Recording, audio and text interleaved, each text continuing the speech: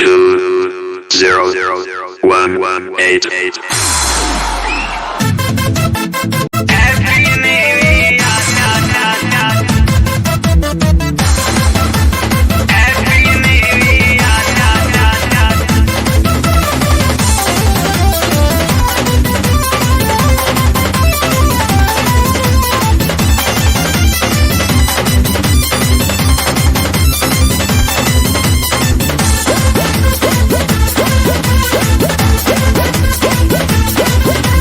रात भर सब केहू जागी 200 के चंदा लागी 2000 भरी जुर्माना नया साल में घर जे भागी पीछे खेतानी में पार्टी होई कहने तनिक लिया तो खा के मुर्गा पी के बियर बोलल जाई हैप्पी न्यू ईयर।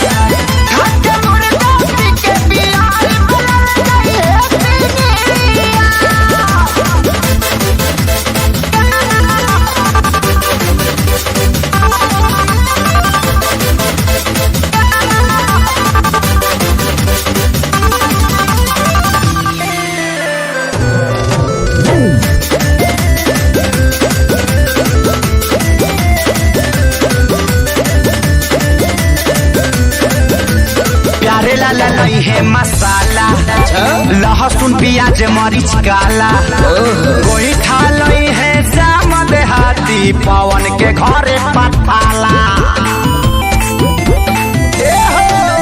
प्यारे लाला नहीं है मसाला लहसुन प्याज मरीच काला जाम देहाती कोई खा ले रही है पवन के घरे पठाला। बरुआ तेल ज्यादा ले रही है धनिया पत्ता हरिया खा के मुर्गा पी के बियर बोलल जाई हैप्पी न्यू ईयर। खा के मुर्गा पी के बियर बोलल जाई हैप्पी न्यू ईयर।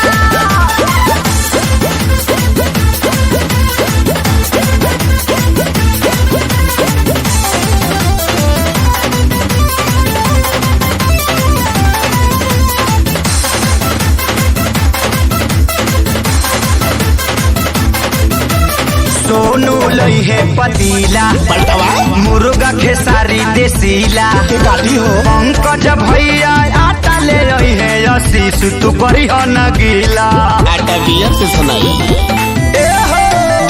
सोनू लई है पतीला मुर्गा खेसारी देसीला धनंजय भैया आटा ले रही है करी हो न बिकी गीला बोतल गिलास विकास ले रही है पानी पियई है रात भर तो खा के मुर्गा पी के बियर बोलल जाई हैप्पी न्यू ईयर। खा के मुर्गा पी के बियर बोलल जाई happy new year. Happy new year भाई लोग।